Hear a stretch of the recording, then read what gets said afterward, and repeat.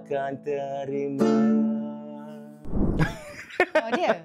Sudah semestinya dia yang rockstar di atas pentas. Oh, tidak. Sampai lompat-lompat tau dekat atas pentas. Oh, itu pasal showmanship lah.